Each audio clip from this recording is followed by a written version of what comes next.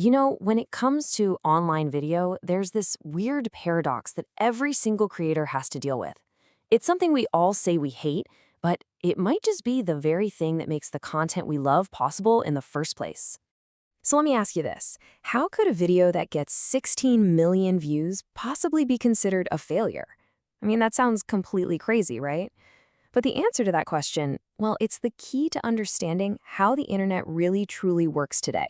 And look, this isn't just some made-up example. This is the true story of a Veritasium video about the Magnus effect. You've probably seen it, the one where a basketball is dropped off a huge dam. It went absolutely viral on news sites, racked up 16 million views in a week. But on YouTube, its actual home? Crickets. Why? Because the title was Strange Applications of the Magnus Effect. Super accurate, yeah? But for most people, kind of boring. So what's going on here? This wasn't just, a one-off mistake with a single video. It was a huge signal that the very ground beneath our feet was shifting. This is what we're going to call the algorithm's big shift, and it's all about how YouTube completely rewrote the rules of the game. Okay, so here's the breakdown. We've basically moved from what you could call the subscriber era over to the algorithm era. See, back in the day, your subscriber number was everything. That's where your views came from. But now, it's all about recommendations. The platform wants to keep you on the site, so the single most important metric is click-through rate, or CTR. If enough people click on a video when it's shown to them, YouTube says, hey, people like this, and shows it to even more people. It's that simple. And this really gets to the core of why all this changed. The most valuable thing online isn't money, it's people's time and attention. That's the ultimate resource. And every single platform is in a battle to capture as much of your time as they possibly can. To win that battle, YouTube had to stop being just a place you visit and become a place you stay. So, okay, this whole new world basically forced creators to get really, really good at grabbing your attention, which brings us to that word we all love to hate, clickbait. But what if we've been thinking about it all wrong? Maybe it's time we redefine what that word actually means. I mean, if you boil it down, the technical definition of clickbait is just content that's designed to attract attention and get you to click. That's it. And let's be honest, there's nothing evil about that. If you pour your heart into making something great, you want people to see it. That's not a trick, it's just effective marketing.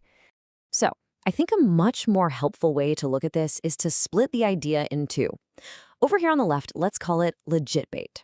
It's exciting, it's enticing, for sure, but it's honest. It accurately tells you about the valuable stuff inside. And then, over here on the right, we've got click trap. Now, this is the stuff that makes us all angry. It's misleading, it's over the top, and it uses a cheap curiosity gap to pull you in, only to deliver something that's, well, pretty worthless. Oh, you've seen these. You know exactly what I'm talking about. 9 out of 10 people are totally wrong about this one mind-blowing fact. Or, my personal favorite, they gave toddlers scissors. You won't believe what happened next. They promise you the world, but the payoff is never there. You just end up feeling tricked. That right there is a click trap. Okay, so if we all agree clicktrap is the bad stuff and legit bait is the good stuff, how do the best creators actually land in that sweet spot? Well, it's not magic, and it's definitely not guesswork. This brings us to the science of a click, and it's all about how modern creators adapt and ultimately win. All right, let's dive into a perfect case study for this. Veritasium again. They put out this amazing, deeply researched, super high-quality video about asteroids. The whole team was incredibly proud of it. But when they looked at the data, it was an absolute bomb. And yeah, the data here, it shows just how badly it was tanking. You can see that in the first 24 hours, the video was ranking 9th out of their last 10 videos, dead in the water. It was on a path to be a complete dud, even though the content itself was fantastic. But here's the thing, the team didn't just throw in the towel. They started experimenting. They started testing out different titles and thumbnails.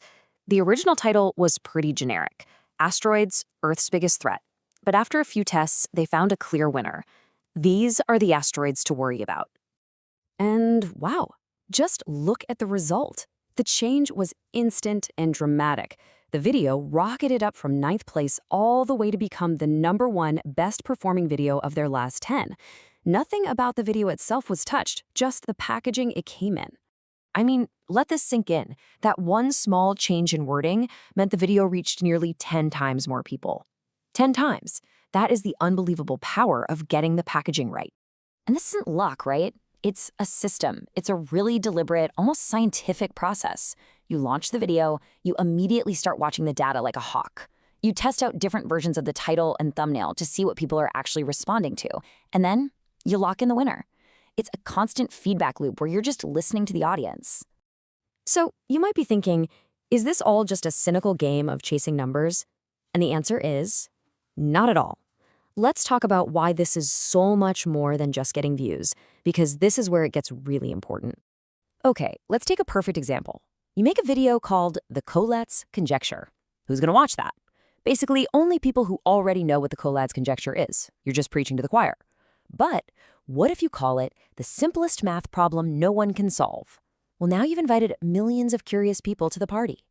Good packaging doesn't just get views, it makes important, complicated ideas accessible to everyone. And the second big reason this matters, it all comes down to sustainability. This quote from Jack Conte just nails it.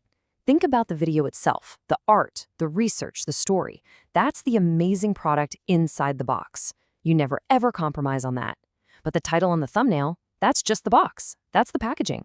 And if you're willing to adjust the packaging, you can make sure you can afford to keep making the incredible stuff that goes in the box. So I guess I'll just leave you with this final thought to chew on. We're all swimming in this endless ocean of content, right? And everyone is fighting for just a tiny slice of our attention. In a world like that, is it possible that this constant pressure to create better and better packaging is actually forcing creators to make the content inside the box even better too? More focused, more valuable, more essential? What do you think?